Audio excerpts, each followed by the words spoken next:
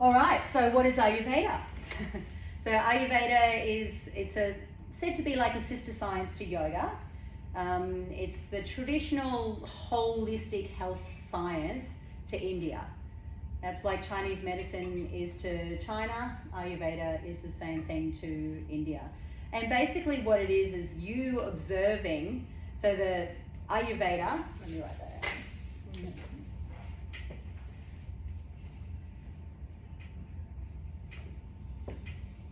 Is described also as like the science of life or the knowledge of life. Yep. So it's basically you observing your body and your mind and how it reacts to the elements, the foods you eat, and the lifestyle that you live. Yep. And so to be able to do that, you need to understand what your dosha is, what your prakriti is. Ayurveda has been around for about 6,000 years. And it's not just like the food and lifestyle. There's like different limbs to it, I guess, in India, like there is to Western medical system as well. So you'll have pediatricians, ear, nose and throat, and specialists that will branch off into different areas with Ayurveda as well. If you look at Western medicine or Western healthcare is sick care. It's about treating people when they're sick. Ayurveda is about preventing getting sick. It's preventative medicine. So it looks at the food that we eat as food as medicine as well. So always incorporates kitchen herbs in all of the cooking, from your porridge in the morning to your dal to even vegetables or fruits. Like it's always sprinkling a little bit of kitchen herbs on there, because if you're eating the kitchen herbs daily, then you're detoxing your body daily and you don't get so much build-up. You're probably looking through the booklet as well, maybe had a little look at some of the daily regimes. They're also a way of detoxifying your body daily. But you've probably noticed, like I said, now that it's autumn, the skin's a little bit drier. You might need to be, if you don't do a daily skin rub, or exfoliate, that it has already built up. Or if you don't put oil on your skin daily, that it's already very dry. Because the creams and stuff kind of can tend to clog your channels. So skin, being a pretty big organ, we don't want to clog our channels. And throughout this detox, I'll ask you to step back a little bit from some of the things that you might normally do. Like if you normally put creams on your body, step back from that and use the black sesame seed oil. But we'll talk more about that when we get into regime. So let's have a look at these doshas, these things she keeps talking about, because they're really important. Okay, so the first one we've got is Vata. Vata is the elements of ether and air. So when you think of ether and air, so space and air, what qualities do you think of? Like, cold, or like what do you think of when you think of wind? Cool. Cool, yep. Dry. Yes. Rough. And light. Go with those to start with. All right, so Vata dosha, somebody who is predominantly Vata. Remember, you're born with this constitution. You're born, it's called a prakriti. You will never be just one. You will be predominantly one, but usually almost half of another, or a quarter of another, and maybe a little of the third one. Some people are tridoshic. So we've got Vata, Pitta, and Kapha. Some people are tridoshic, but not very often. It's a hard one to balance when you're tridoshic. So Vata people that are predominantly Vata will tend to be tall or short. Thin build, so they're usually the ones running off to the doctor like, I can't put on any weight, help me. Like, I can't, I eat all this protein and carbs, but I can't put on enough weight. They're always quite thin. So there's a breakup of the doshas. There's a characteristics physically, and there's also characteristics mentally. Yep, so the physical ones are easy for us. Like looking around the room, I could probably tell like what everybody's prominent dosha is, even if you've got a slight imbalance. Yeah. So Vatas are tall or short, thin build, like straight, thin hair, usually small piercing eyes, smaller features like smaller ears, smaller nose, smaller hands, or long, thin fingers, yeah, or short and thin fingers. So you're probably all thinking you know somebody that's like that.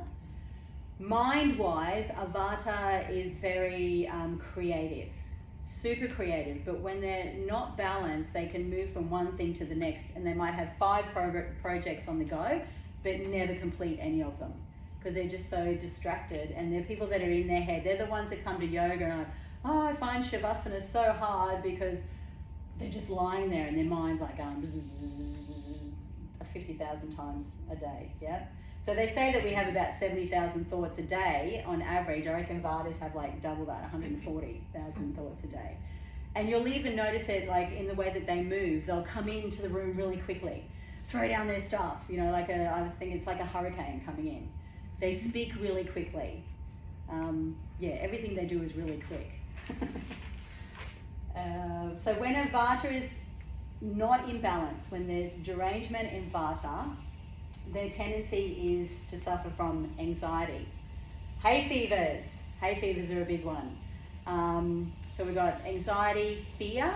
Fear is another one. Insomnia, trouble sleeping. Constipation is a really big one. You talk to a predominant Vata and they might think regular bowel movement is like once every 3 days. Yep, so when we talk about bowel movements, regular bowel movements is once or twice a day is healthy bowel movement. Yep, banana sort of formation and texture. Told you we were going to talk about poo. Yep, so that's the consistency of what your bowel movement should be, and 1 to 2 times a day. Anything less than that is not in balance. You've got a Vata imbalance, yeah, and it will lead to disease later down the track. Yeah, so we want to. Usually, what happens through this detox is you're resetting your gut, you're resetting your Agni, and I know from people that have done this have said, "Oh my God, I've never felt so good because now I poo every day," whereas they thought it was just normal that they didn't poo every day. Yes, what comes in must come out, right? But because there's dry, rough qualities and they don't have enough oleation inside of them, because usually Vata people will eat dry, rough, cold foods. They're like little sparrows, just picking on salads, dry crackers, dry fruit. They don't sit and eat a meal. They're on the go, just pick all day. You'll say to a Vata, "What'd you have for lunch?" And they'll be like, "Oh, did I have lunch?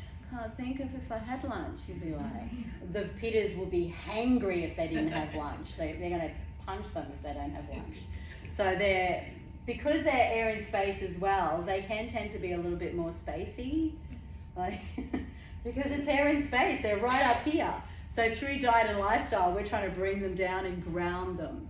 Yep. So the easy way to ground is to go with the opposite. So likes put you into imbalance. So anything cold, dry, rough and light is going to put you into an imbalance, and that's with diet and lifestyle activities. So easy thing to balance is to go with the opposite. So go to warm, moist, or even oily. Rough, you go smooth, and light, heavy. So root vegetables, like it doesn't get any more grounding than the stuff that grows under the ground. Whereas they're used to lettuces and all the green leafy things that blow in the wind. Any questions around Vata? No? All good. All right, let's move on to Pitta. So Pitta is the elements of fire and water.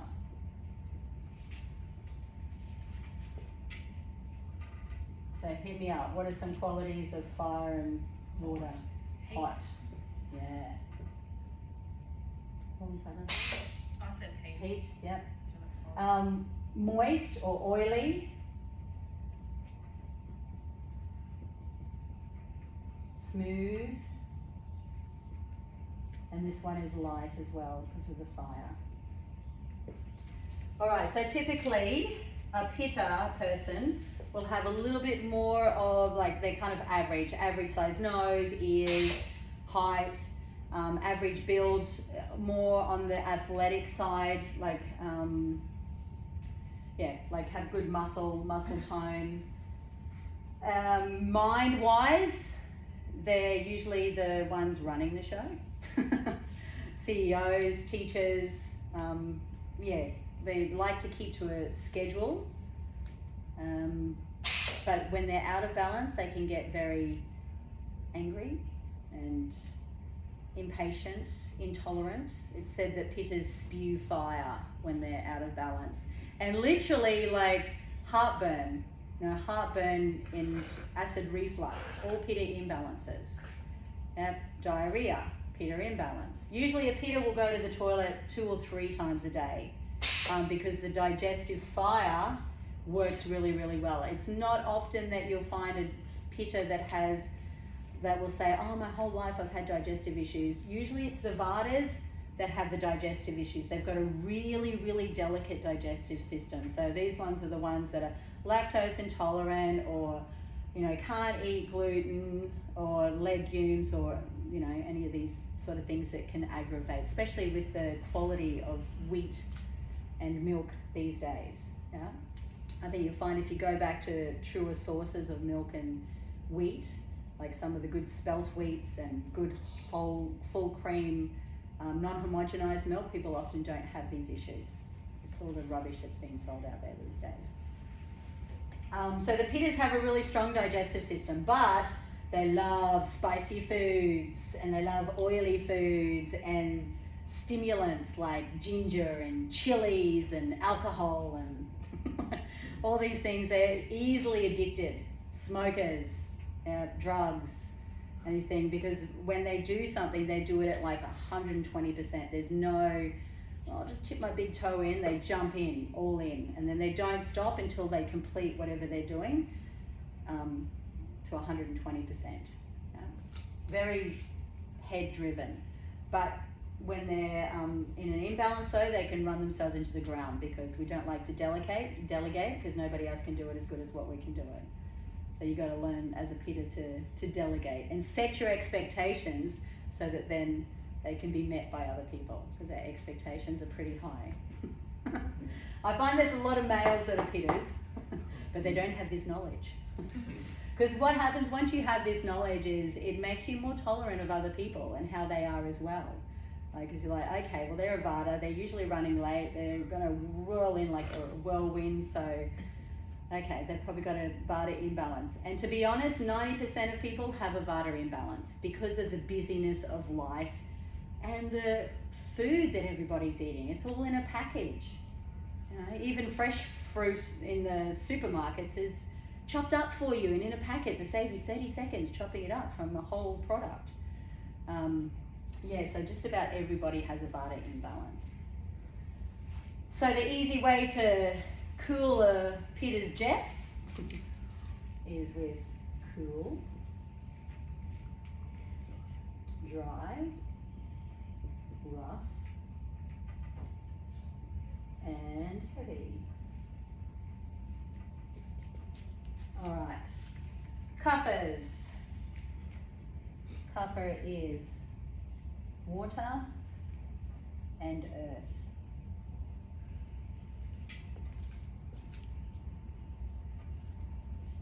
So qualities, what do you think we've got? Cold, it's pretty cold, water and earth, yeah? I'm gonna put cold because it's cold, not cool. Look at the buried underground. We've got moist and even oily, smooth, I'll put the cold up there first, and heavy. So your Kaphas are usually bigger boned. Their bone structure is bigger. Their hands will be bigger. Their nose will be bigger. Their eyes will be bigger. Their ears will be a little bit bigger. Their feet, like everything's a little bit bigger. They can tend to hold on to excess weight. Well, it's not excess for a cuffer though. Cuffers are never happy with their weight. Well, women cuffers are never happy with their weight, but that's their makeup. They're earth and water, so they're really grounded people. They're usually your best friend that's really, really good to talk to, that will listen to you, and they'll just take on everything. Yeah. So that is the downfall of cuffers though, is that they do take on everything and they hold on to things. So they tend to be hoarders, or they can spiral into depression really easily because they don't let go. They find it hard to let go of things. Mentally, they're they've got a lot of endurance mentally and physically. They don't like a lot of activity at all. Like the doctor will say to a cuffer, you need to go and do some, exercise, and they'll say, oh, I do yoga, I do restorative yoga, on a Sunday. So they need to do more because they need to bring more fire into their belly. They've got a steady digestive system, but they need more fire, more stimulants, so more ginger, more chili, because we're going to counterbalance all of these with the opposite. So hot, stimulants, dry, rough. And rough as in rough foods and rough spices, because that's going to scrape the insides and stop that accumulation. Cuffers are the ones that get sinus and mucousy sicknesses like chest, phlegmy chests, and asthma is a cuffer imbalance as well. And I've had people do this detox that have come to the end of the detox and said, I haven't been using my asthma puffer anymore, like, because they've removed that excess accumulation of cuffer. I would never recommend for anybody to go off any medication that they're on, just to say, but you might find that you don't need something you once were dependent on once you get in balance. And then light. So cuffers love to eat ice cream or like dairy, cheese. They usually love their cheese. So anything dairy, their wheats, cakes, avocados, salmon, all those really heavy, sticky foods. So they need to move more to the stimulating, lighter foods. Yeah? All right, questions thus far? Sounds very much a mix of two when you're listening to it. Yeah, so has everybody had a chance to do their prakriti? So you get a total for your body, a total for your mind, and then you add them together, and then whatever the highest number is. And you want to be filling it out also on how you've been the majority of your life. Not now, like, oh yeah, I've been constipated the last week, tick the constipated box. Yeah, it's how you've been your whole life. And I mean, obviously it changes a little bit from when you're a kid, then you move into teenage, and then adult, and then as you start, then some have already moved into menopause or past menopause, so then you're starting to change as well. There's a little bit more vata, and there are different stages of life. So when you're a child, it's a kapha stage of life, because that's the building blocks, like your bone structure, because we have all these elements in our bodies. Yeah? So earth in our body, think nails, hair, bones, all that supportive things like the earth does for us. Water, we're filled up with a large amount of water in the body. Fire in the digestive system. Air we have in the breath that we breathe in and out, that fills up the lungs, keeps us alive. And then ether we have like in our joints, between our joints, yep, and in our vocal cords and in our hearing. So we have all these. So by knowing that we have all these elements in us, it's easier to balance them. And when you're thinking about, like, even I do it with my kids, I'll be like, should I have this? If they've got a cold or whatever, and I'll go, well, what's that going to look like in your gut? If it's going to look, like this morning, my son's got a bit of coming off the end of a cold, he's got a bit of a phlegmy cough, wants to have peanut butter on toast. Really? What's the peanut butter? Thick and sticky. It's just going to feed the mucus, or yogurt, cold and thick and sticky. It's just, so think of the quality of the food that you're going to eat. which thick and sticky is good for Vata, but not good for Kapha, or if you have a Kapha imbalance. So Vata and a Pitta, if they've got a big phlegmy, mucousy cold, they've got a Kapha imbalance. So they're not going to follow the Kapha diet because they're already in that imbalance. They need to follow a Kapha diet to clear up the Kapha imbalance. That makes sense. But yes, you would have found that you were predominantly one, and then either half or very close behind the second one. Is that true for everyone? Yeah. So like I said, I'm a Pitta Kapha. So when I tend to go into imbalance, it'll either be one or these. I don't think I even tick anything Vata in my...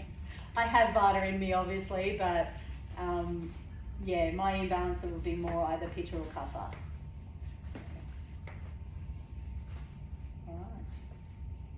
Oh, that's what we were talking about, the times of the stages of life. So the kids, when you're a child and you're growing and you need all those building blocks in your body, it's a Kapha stage of life. And let's say up to teenagehood. Then we move into Pitta, because from teenage through till, it's getting pushed back further and further these days, isn't it? And one of the French complained about 62 or something. And here we are working till 65. So say from teenager through to ideally say 60. Yeah, that's our doing part of life. That's when you're going to school or university, then you're getting a job, you're building a family, a home. It's the doing part of your life. So you have this energy of the Pitta. You've got the fire underneath you to give you the drive to do all that sort of thing. And then as you get older, once we pass, it's called like the forest dweller's time of life, which I love that. I love to be a forest dweller one day. Is the Vata time of day. So you can be more up in your headspace.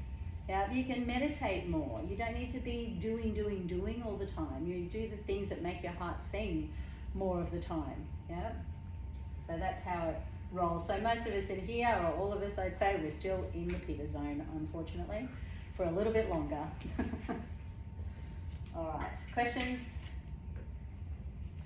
Does everybody who did their dosha test, do they think it's right? Or anyone's unsure? I'm still a bit unsure, I think. I'm like doing it again.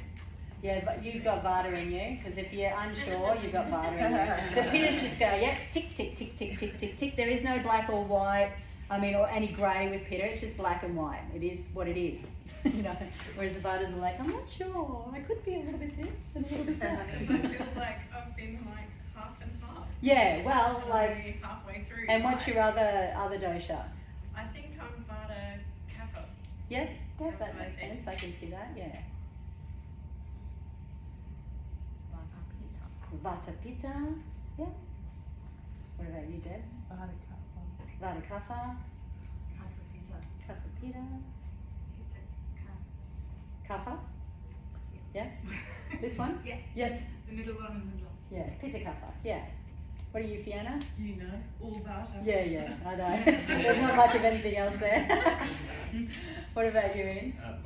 Vata. Vata Pitta? Or? Yeah, maybe. Yeah. Pitta. Yeah.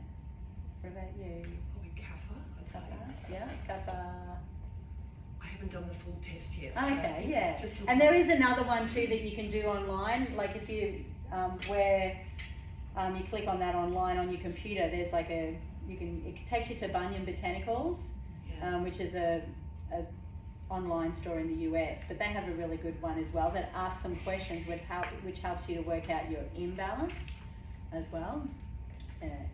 And what did you get, Trish?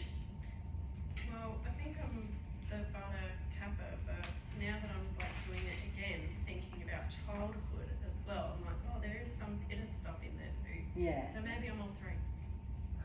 Maybe.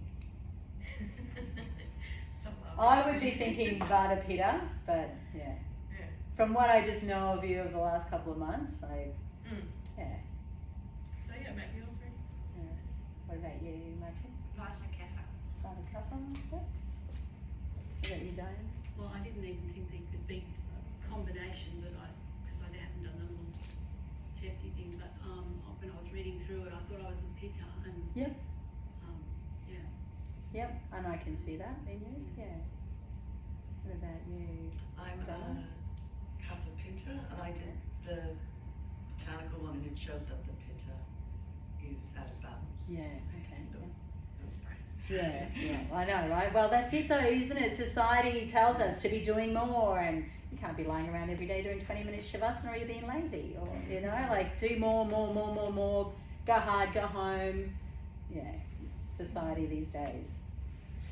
What about you, Amy? What'd you get? I can't remember which way around it was. I did the online one. It was either Peter Kappa or Kappa Peter. Okay, yeah. Kapha Pitta. Kapha Pitta.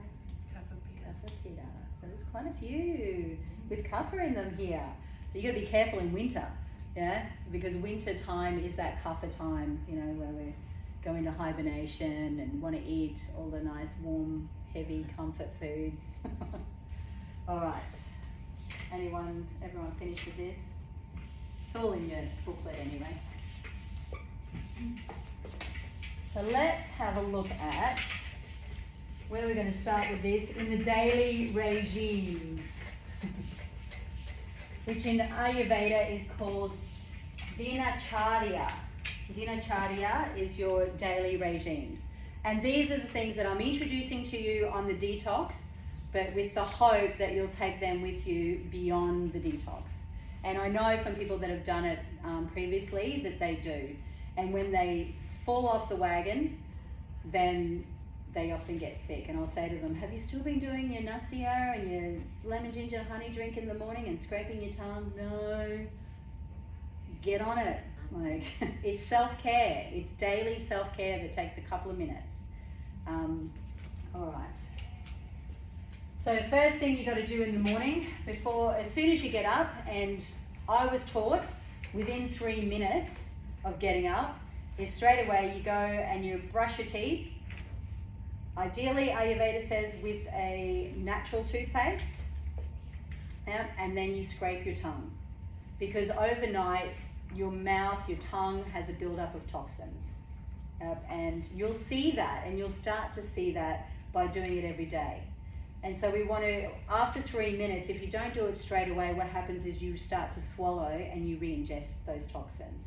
So you think you're doing that every day, and you've probably done it for the last 40, 50 years, it builds up. There's an accumulation of toxins that build up in your body. So first thing, get up, brush your teeth first, and then scrape your tongue. When you're scraping your tongue, that's not there, all you need to do, and I'll send out little videos too that you can watch of me doing these things, where you just like stick your tongue out, 1, 2, 3, and then I rinse the tongue scraper once down the side. The tongue represents itself, like, so we've got the tongue here. We have like the lungs on both sides, and then down the middle here, if you've got, and it's really interesting, the tongue tells you everything. As like an Ayurvedic consultant, I can look at your tongue and know exactly what's going on with you physically and mentally. It's really quite scary. Yeah. So when you're looking at your tongue, so when you're scraping your tongue every morning, yes, you're scraping the toxins off, but you're looking at your tongue. If you have a dry, cracked tongue, there's a Vata imbalance. If your tongue is really red, inflamed, and full of ulcers, there's a Pitta imbalance. If it's got a really thick white coat and it's like really moist, there's a Kapha imbalance. Yeah? So just by looking at your tongue every morning, so look at it before you scrape it, or if you've got a Kapha imbalance, the gunk will come off, and you'll see if there's cracked. But the way that the tongue works, this is the head, and we've got like the arms, the body, and the legs. So I can tell by looking at your tongue if you've got a sore lower back. Yeah, I can tell if there's like a little tip missing on the end of your tongue, that you've got stuff, emotional stuff going on up here. If it's all cracked in around here. Vata imbalance, too much busyness of the mind. Yeah, so, and then we've got, kidneys and liver and blah, blah, blah on the outside. So also if you've got like, if you look at your tongue and it kind of looks like a scalloped on the outside like this is a bit exaggerated, but because our tongue is smooth. But if it's got a little bit of a scallop, that'll represent that there's malabsorption of nutrients. So your body's not taking in the nutrients, which means there's a problem with your Agni. Agni, remember, is your digestive fire. That's what we're doing on the detox, is resetting your Agni and resetting that thirst for hunger. That feeling of being hungry, because in the West we just continually shove food in our gob. We have breakfast whether we're hungry or not, and then it's mid-morning, let's have a cup of tea or a coffee, and let's have something with it. Or even if you're not having anything with it, milk still has protein in it, so there's still stuff there for your body to be bogged down with digesting. If you're having herbal teas, then it's not so much of an issue. And then we have lunchtime, just because it says it's 12 o'clock or it's 12:30, and that's when my lunch break is, whether you're hungry or not. And then it's 2:30 in the afternoon, and we usually need a pick-me-up because of everything else that we've been eating has bogged us down, and the body's just so lethargic from trying to digest it that you need a pick-me-up. So then you either have some sugar or some caffeine to pick you back up, and then it's dinner time. But dinner time in the West, because we work so late and then we get home, it's dark, especially now going into winter, and then you're eating later, and then you go to bed on a full stomach, and then tomorrow it starts all over again. So we're just bogging down our digestive system. And it's like my kids go, I'm hungry, I'll go, you wouldn't even know what it's like to feel hungry. Like, you think you're hungry because you've now got off the iPad and I'm bored, but we don't. So the idea with this detox is that you don't snack, and for different doshas. So Vatas might eat 5 times a day. Now, they might need to eat 5 times a day, but what we're asking on the detox is that when you eat till you feel full, not stuffed, but full, satisfied, and then you don't eat again until you feel hungry. Yeah? So rather than snacking, because snacking can be an emotional thing or a habit, and that's what we're going to do on this detox, is break habits that don't serve us, and introduce new habits that do serve you. And the ones that do serve you, you'll probably keep a lot of those beyond the detox. Some of the old ones will creep back in before the next detox, but each time you do it, you just let go of more and more and more of the habits that don't serve you. All right, so we're brushing teeth. Yes. Brush teeth and scrape. And look at your tongue. From there, then I go to the kitchen, put the kettle on, or because I teach at 5 in the morning, I'm not allowed to put on the kettle or wake up the kids. So fill up my thermos bottle the night before, which makes it even quicker and easier. And then you put half teaspoon of fresh ginger, lemon, and honey.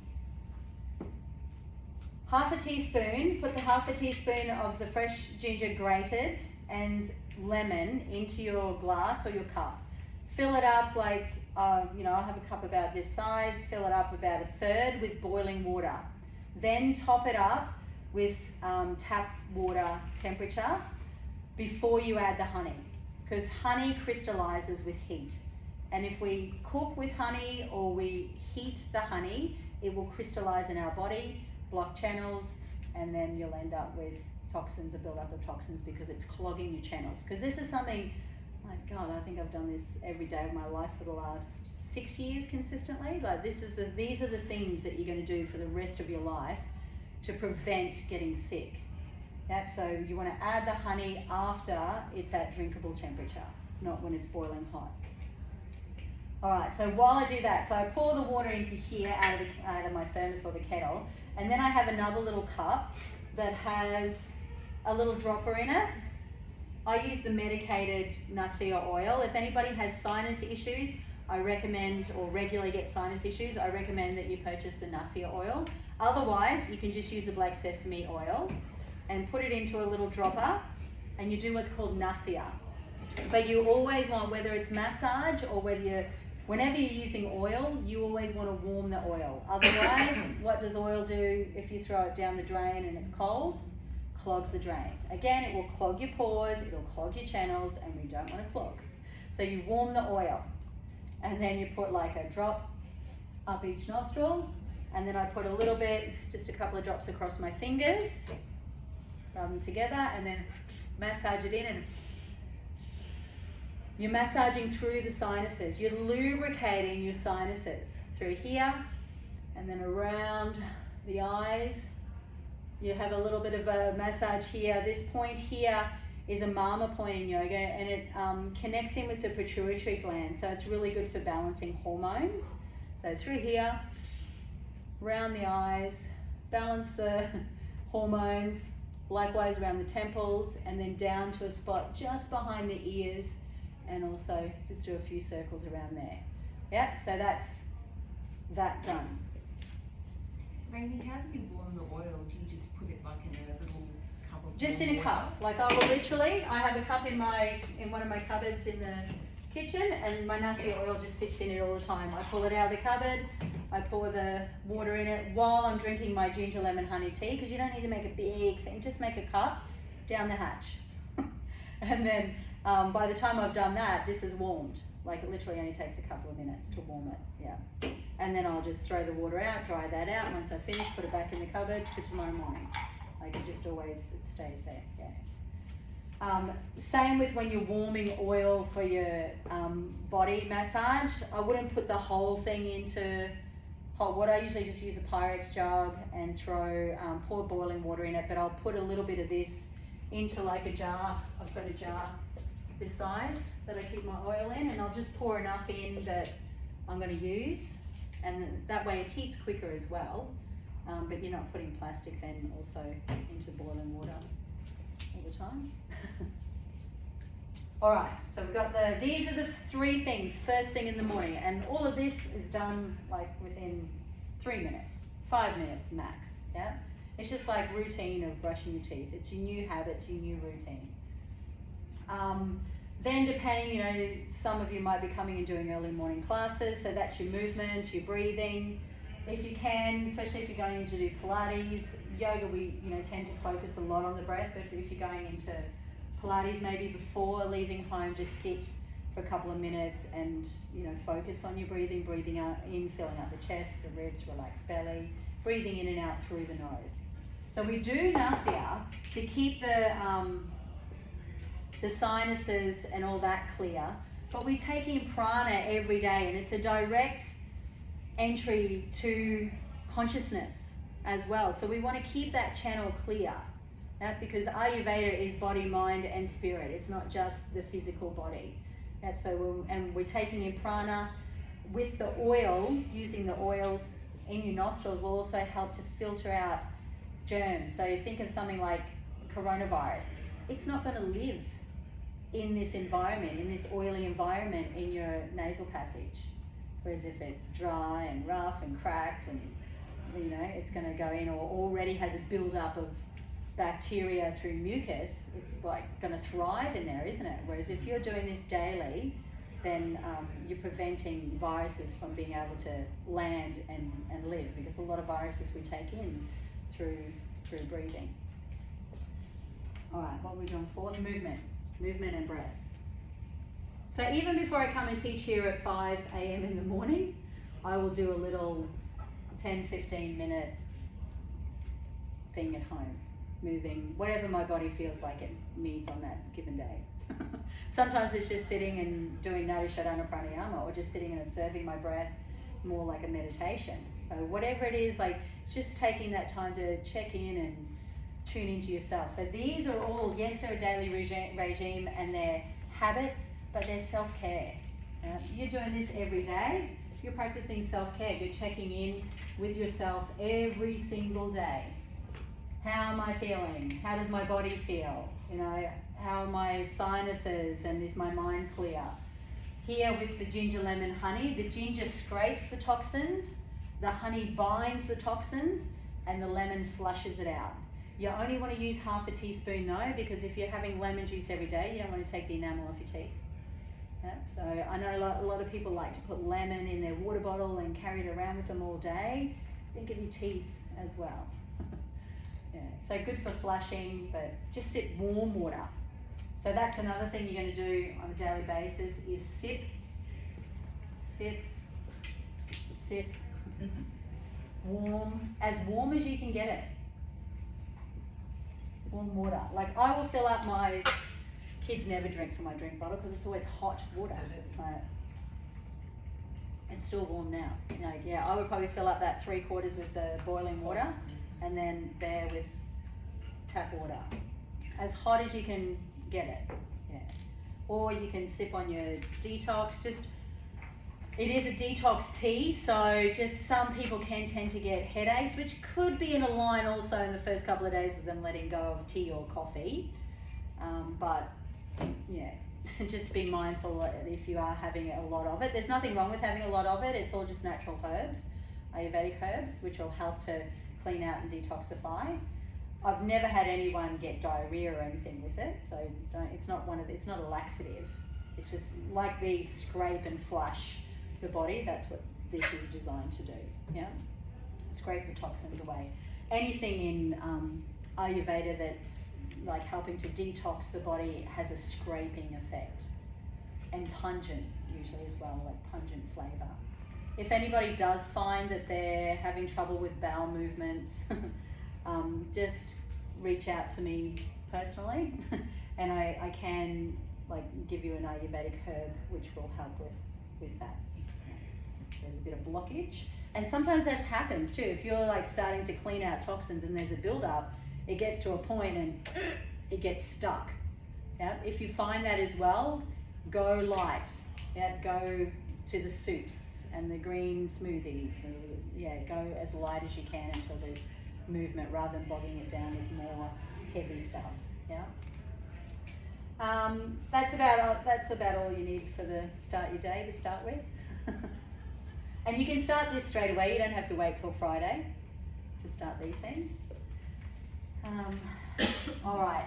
Working through the worksheet or the workbook. Has everybody like had a little read, or they're planning to this weekend or this week about your why? You know, why are you wanting? Some people are going to want to do the detox because they feel like they're carrying a couple extra kilos that they just can't shift, and they're over it and they want to lose weight.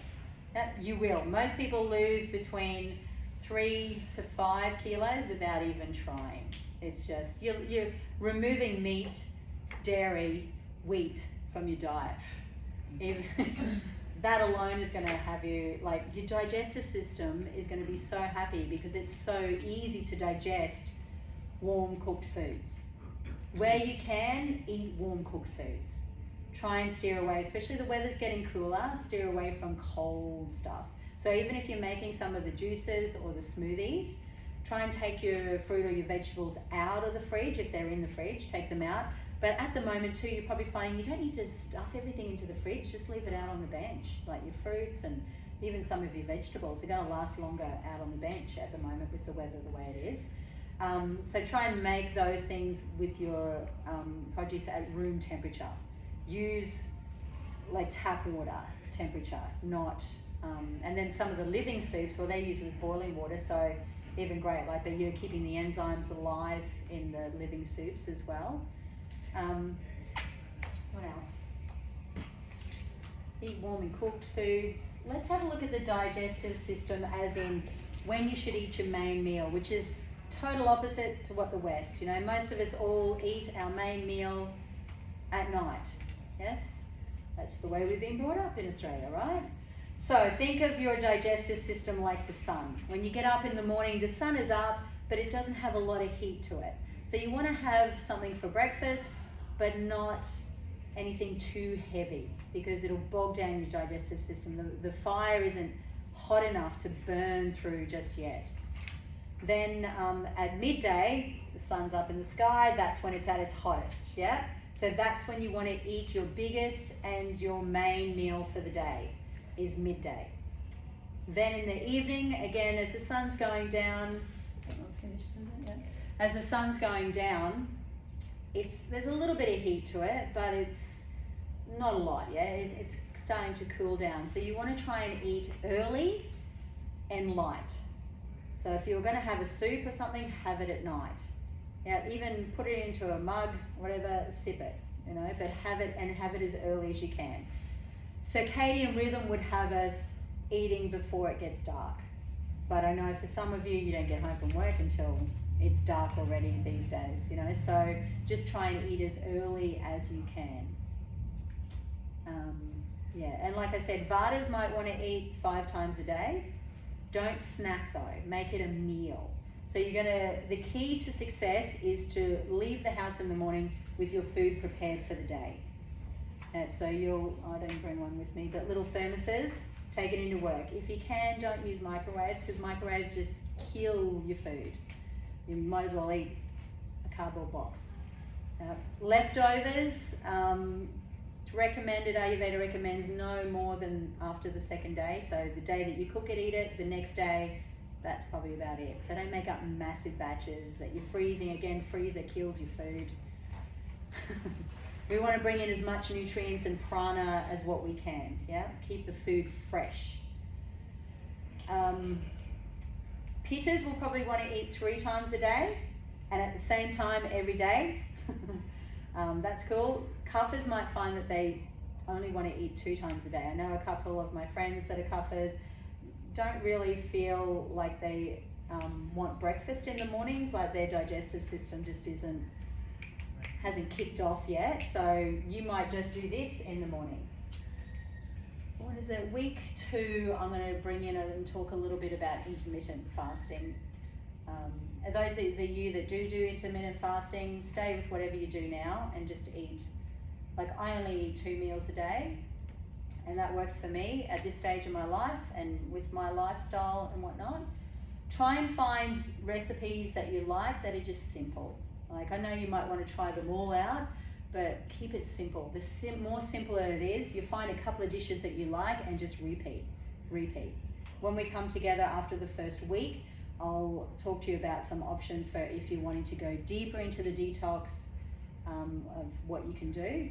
And then week 3 will be easing out. So use week 1, and this isn't even week 1 now, it's because I'm going away on retreat. We're starting the detox on retreat next weekend, or some of you are. And so I would normally give the talk on the Saturday, but we're starting the detox Friday, so it's good to get organised, and those going on retreat too can go shopping and get all your stuff sorted. Clear out of the pantry, out of the fridge, anything that is not going to serve you on the detox. Because if it's there, you know you'll have it, right? So just get rid of it. Put it in a box, tape it up, whatever, put it in the garage for 3 weeks. This is just a detox, yeah? It's to just give your body a chance to, your digestive system a chance to ease off having so much food to digest and eating food that's easy to digest as well. Yeah. It's like putting your car in for a service. You're just putting your body in for a service. Let me check this kitchen.